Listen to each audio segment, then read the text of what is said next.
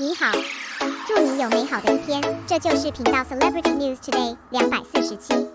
这是今天的新闻。The studio has distributed food.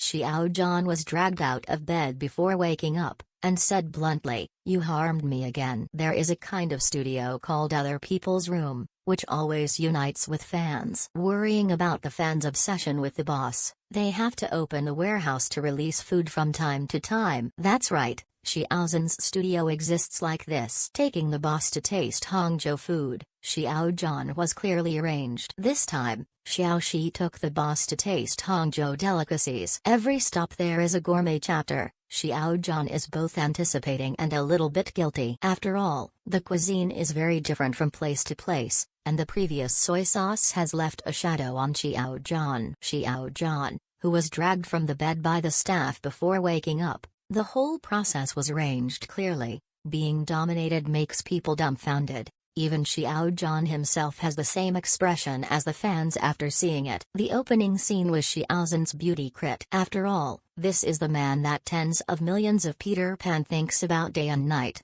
Every shot really captured the fans' points accurately. However, Xiao Zhan didn't forget to complain about his destiny of being dominated. Frankly speaking, he was dragged off the bed again, and he was dragged here as soon as he made a styling. I also said that I am confused now. Fuzzy can also fascinate fans, this damn charm. Xiao Shi prepared a lot of delicacies for the boss, all of which are local characteristics of Hangzhou. Xiao Zhan waited eagerly, starting with a bowl of noodles. The sense of sight of the old father was fully reflected in Xiao Zhan's body. Give each staff noodles and tell them to eat more and see if you are thinner. It seems like the next sentence is to say, "It's no good for your parents to see you so thin with me." In the simple process of sandwiching noodles, it's not difficult to see how harmonious Xiao Zhanping gets along with the staff. It is more like a friend than a boss and an employee, who will worry that you will eat less. Because the small room prepares as many delicacies as always,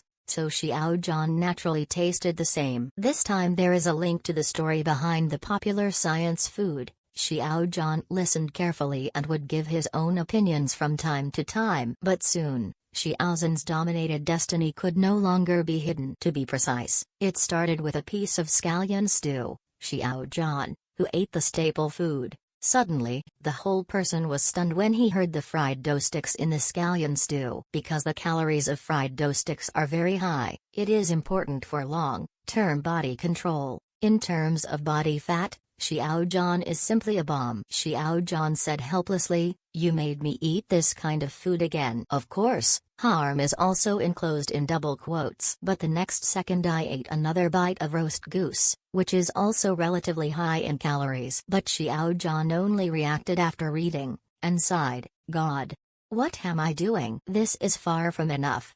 Then one after another pastries appeared. What Xiao Zhan's live performance means is stunned. He himself is a true portrayal. It happened that he was a small bread lover. This kind of pastry stuff, he can't resist it at all.